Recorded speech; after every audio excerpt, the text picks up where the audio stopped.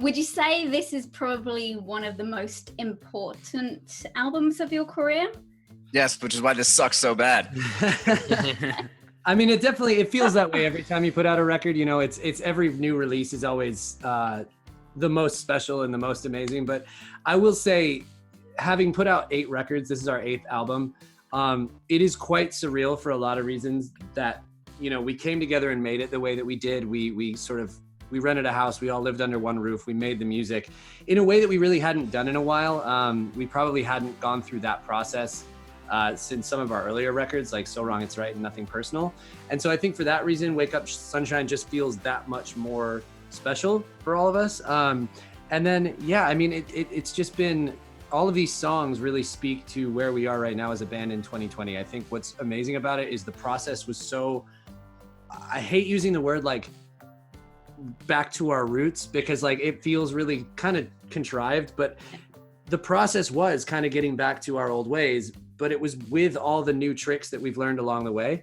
And so I just think that it was like the perfect storm of processes to make this awesome record. Yeah, not only was the process kind of, like you said, back to your roots, or just we hadn't done it that way in a while, but also there was no real timeline. Like, fans didn't even know we were writing and recording a record.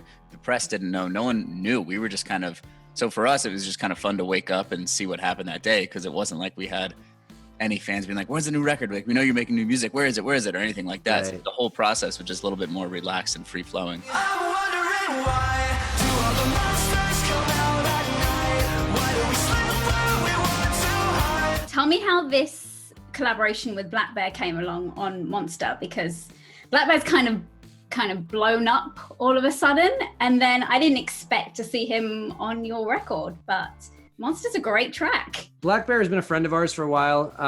We've never really thought to collaborate before. It just didn't really come up.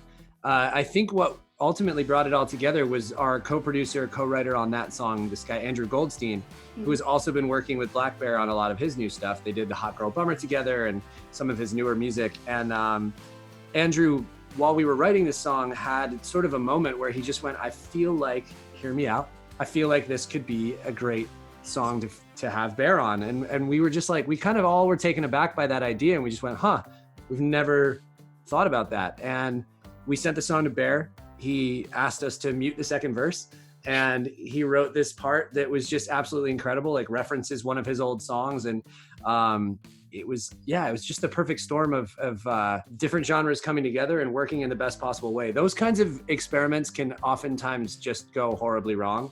Mm-hmm. And in this case, it went horribly right. Yeah. You know, it was so amazing. It was so perfect. We've had a few features, and it's sometimes, you know, it takes 3 or 4 tries back and forth to be like, hey, we love what you did here, but maybe swap this verse or something like that. And we listened to the Bear's verse and then the bridge, and we were like, okay, that's perfect. We got it. Yeah. Yeah. I love that you call him Bear. We're on those kinds of terms with Bear. For each of you then, what is your favorite song off the album? You must have one. Monsters. Mine changes. We've been listening to this record pretty much since, I don't know, August of last year. And so mine changes kind of weekly. Right now, I'm really digging Clumsy. I don't know. I just love it. Weather's getting just a nice weather song. Yeah, Ryan sent me the bass track for that yesterday, because I was like, I think there's some stuff on there I need to practice. It is I think for me, it's from the batch on the back end of the record, because we actually ended up putting out like 6 songs before the record dropped because of everything that was going down. So that wasn't the original plan. So we put out a lot of the album. I think from the back half that people are just like hearing fresh now, my favorite is probably Glitter and Crimson. That's my favorite. Yes. Mine's Clumsy as well right now. When this all lit, are you guys going to do anything fun? Like you did the pop-up cafe, like Wake Up Sunshine. Are you going to do anything fun like that for fans to kind of... No. Board meetings. When this is over, no more fun.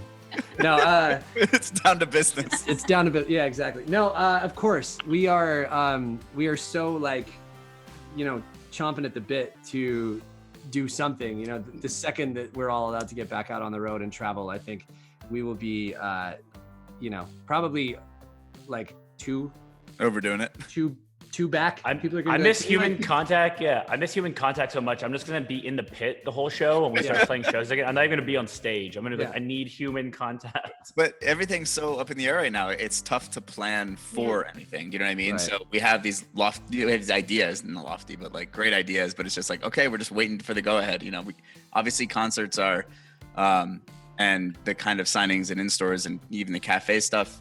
It's all close contact, so it's just really we're trying very hard to like plan these, but also not get too ahead of ourselves. Obviously, the health of every fan and everyone is most important. So it's just a weird time where like we're all excited to jump out of this box, but we gotta like train ourselves. And when you guys look back, what's it? You've been together 17 years now, is it?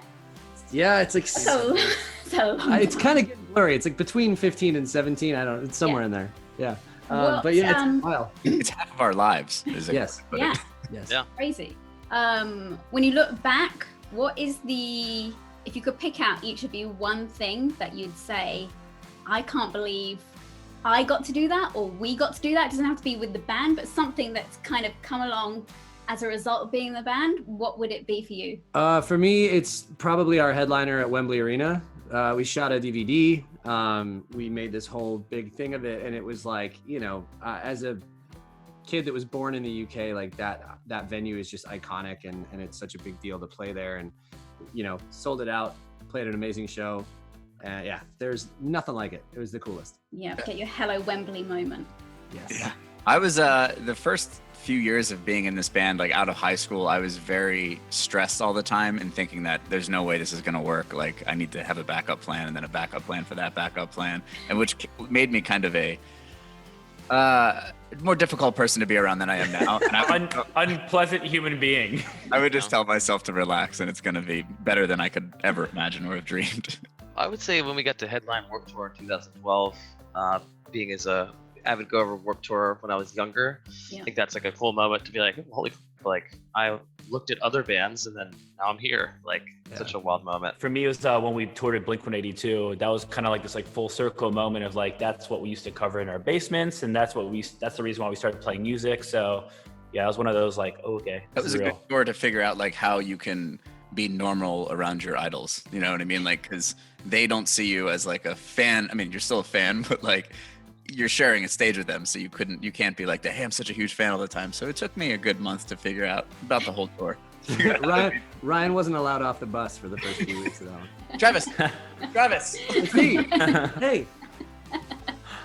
I mean, we've all had moments like that. I've been that kind of girl when I've met people Who was it? Backstreet Boys. That's fair. Nice. Understandable. That's a whole. I would be Yeah. I would be the same. Yeah.